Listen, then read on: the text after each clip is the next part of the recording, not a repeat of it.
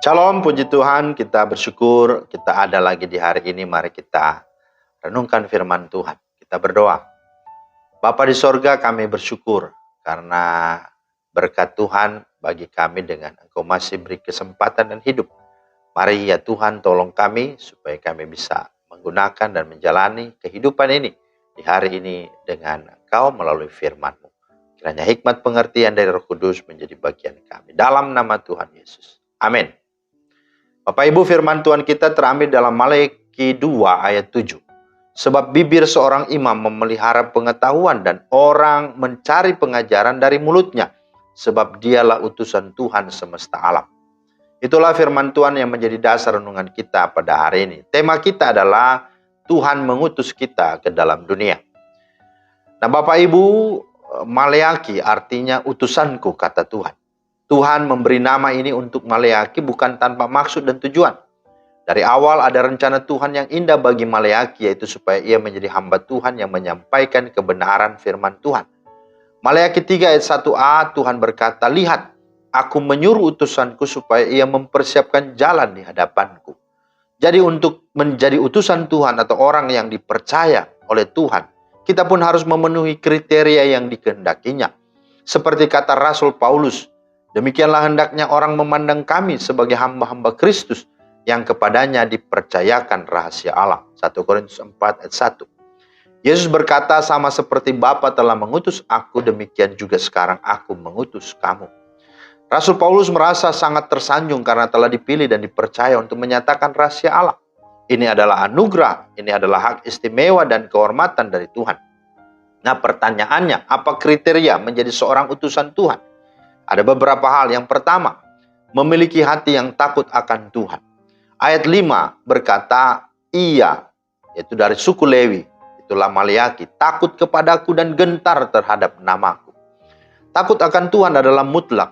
Artinya, sebagai calon untuk utusan Tuhan, yaitu hamba Tuhan, menjadi pelaku firman, dia harus berpikir benar, bertindak benar.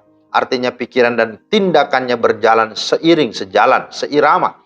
Ini berbicara tentang integritas, bahwa sebagai utusan Tuhan, Rasul Paulus berkata bahwa senantiasa mereka berusaha untuk hidup dengan hati yang murni di hadapan Allah dan di hadapan manusia. Kisah 24 ayat 16. Jadi syarat yang pertama adalah takut akan Tuhan, hidup di dalamnya. Yang kedua, menyatakan kebenaran. Di dalam Maleakhi 2 ayat 6a dikatakan pengajaran yang benar ada dalam mulutnya dan kecurangan tidak terdapat pada bibirnya. Maka sebagai calon pelayan yang benar selalu menjaga setiap perkataan atau ucapannya. Yang ia sampaikan adalah kebenaran, tidak ada rekayasa atau kompromi sedikit pun, dan tidak ada dosa di balik semuanya atau kejahatan. Yang ketiga, senantiasa berjalan bersama Tuhan. Maleakhi 2 ayat 6b berkata, "Dalam damai sejahtera dan kejujuran ia mengikuti aku." Artinya ia senantiasa karib dengan Tuhan dan ini menghasilkan kepekaan rohani dalam dirinya. Artinya dia mampu memahami dan merespon setiap kegerakan Roh Kudus sehingga ia menjadi seorang yang teachable, rela diajar dan dikoreksi. Itulah seorang hamba Tuhan. Yang keempat, membawa orang lain kembali kepada Tuhan.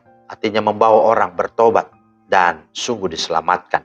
Maleakhi 2 ayat 6c berkata, banyak orang dibuatnya berbalik daripada kesalahan. Ingat, ini yang harus menjadi tugas dan tanggung jawab seorang utusan Tuhan. Dan itu harus sungguh-sungguh mutlak dimiliki seorang utusan Tuhan.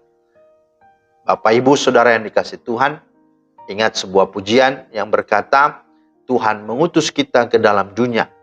Ya, ke tempat orang-orang yang susah, yang papa, yang sakit, bahkan yang sungguh tersesat. Dan dikatakan, dengan senang, marilah kita melayani umatnya. Dengan senang, berarti kita memuliakan namanya. Kiranya Tuhan memeteraikan firman-Nya di hati kita dan memampukan kita untuk menjadi utusan-utusan Tuhan yang memuliakan Tuhan. Amin. Terima kasih Tuhan atas firman-Mu. Kami bersyukur kami boleh dipercayakan Tuhan untuk boleh menjadi utusan di tengah dunia ini sebagaimana Bapa mengutus-Mu, demikian Engkau mengutus kami. Mampukanlah kami ya Roh Kudus, supaya kami menjadi utusan-utusan-Mu yang berkenan dan memuliakan nama-Mu. Dalam nama Tuhan Yesus kami berdoa. Amin. Demikianlah firman Tuhan hari ini. Kiranya menjadi berkat, selamat beraktivitas, Tuhan Yesus memberkati. Shalom.